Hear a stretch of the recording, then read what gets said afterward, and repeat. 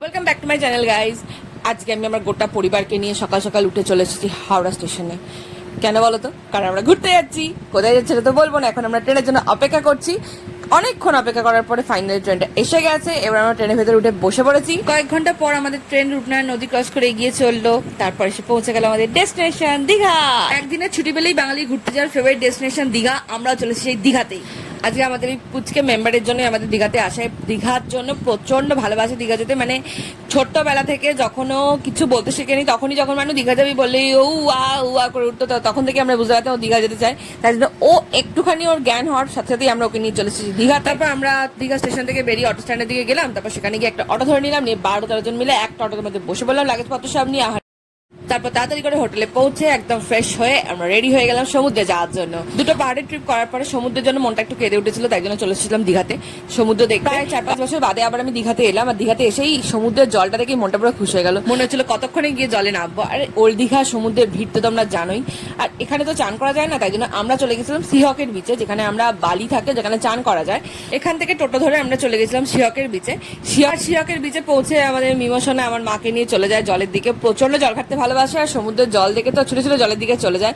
আমি প্রচন্ড এক্সাইটেড ছিলাম যে ওকে দেখবো বলে, যে জল দেখেও কি করে, কিরম রিয়াকশন হয়। এই জল দেখে তো একটু ভয় পাইনি, একদম সোজা নিজেই সমুদ্রের দিকে চলে যাচ্ছে জল ঘাটবে বলে। এর মধ্যে ছুটোছুটি করছে, প্রথমবার সমুদ্রে এসেছে, আলাদাই মজা। হ্যাঁ, এই যে প্রথম ঢেউ খেলো এটা ও। আর বাচ্চাদের অ্যাকচুয়ালি সমুদ্রে একটু বেশি ভালো লাগে, কারণ জল ঘাটতে পারে, ছুটোছুটি করতে পারে। তো আমারও ভালো লাগতো বাচ্চাবেলায়, এখন যদিও পাহাড় বেশি ভালো লাগে। পরপর ঢেউগুলো খেতে থাকে, আর খুব মজা পেয়ে গেছে ঢেউ খেয়ে। নিজে নিজেই জলের মধ্যে বসে বসে চান করবে বলে, সমুদ্রের জলে ভিজে যাচ্ছে পুরো, গা ভিজিয়ে চান করবে। সব থেকে বড় কথা, শুধু মিমো নয়, এই যে সুমি আমার বোন, এরও কিন্তু এটা ফার্স্ট টাইম দীঘায় আসা। এও এই প্রথমবার দীঘাতে এলো। তো আমরা দুজনকে নিয়ে এসেছি যারা প্রথমবার দীঘাতে এসেছে, সমুদ্রে এসেছে। তো ভীষণই ভালো লাগছে, সবাই মিলে মজা করতে, হই হই করতে ফুল ফ্যামিলি নিয়ে এসেছি আমরা।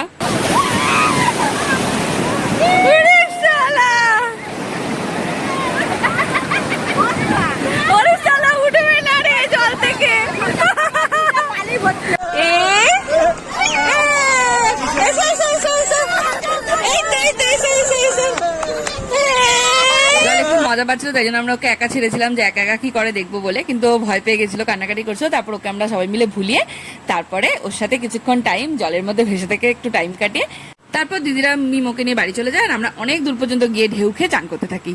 তারপর পরদিন সকালে রিলসের জন্য ভিডিও বানানোর জন্য এসেছে সমুদ্রটা দেখে আমি অবাক হয়ে গেলাম।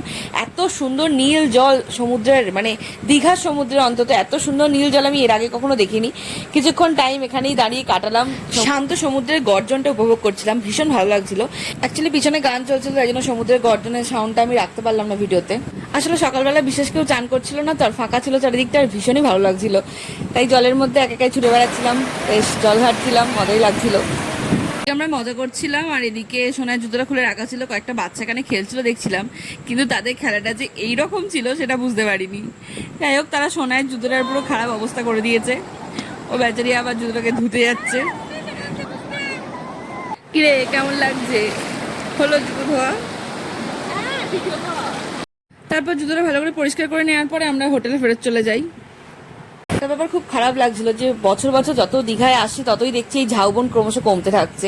এর আগে কিন্তু দীঘাতে প্রচুর পরিমাণে ঝাউবন ছিল, আর সমুদ্রের জলও পিছিয়ে যাচ্ছে, বোল্ডার যেমন বাড়ছে তেমনি এদিকে ঝাউবনটা কমছে। এই জিনিসটা কিন্তু খুবই ডিসঅ্যাপয়েন্টিং। 5 বছর আগে কিন্তু যখন এসেছিলাম তখন কিন্তু এর থেকে অনেকটাই বেশি ছিল ঝাউবনটা। তারপর সেদিন সন্ধ্যাবেলা ওল্ড দীঘা মার্কেটে ঘুরতে ঘুরতে একটু বন্দুক চালাতে ইচ্ছা করলো, তাই আমি ট্রাই করে দেখছিলাম যে বন্দুকের গুলি আমার নিশানায় লাগে কিনা। তারপর দেখলাম আমার নিশানা খুব খারাপ নয়, আমার বন্দুকের গুলি কিন্তু 2টো বেলুনকে ফাটিয়ে দিল। 10 টাকা নিয়েছিল এটা, 5টা বেলুন মনে ফাটাতে দিয়েছিল নাকি 3টে বেলুন ফাটাতে দিয়েছিল, কিন্তু বেলুন ফাটাতে পারার কোনো গিফট ছিল না। এটা হলো দুঃখের বিষয়। তারপর আমি আর আমার বোন মিলে পাপড় ভাজা খেতে খেতে সমুদ্রের ধারে একটু কোয়ালিটি টাইম পরদিন সকালে ফিরে আসি বাড়ি। তো আমার ভিডিওটা যদি তোমাদের ভালো লেগে থাকে ভিডিওটাকে লাইক করবে, শেয়ার করবে, সাবস্ক্রাইব করবে আমার চ্যানেল। চলো যাই ঘুরি খাই। Until next time, bye bye.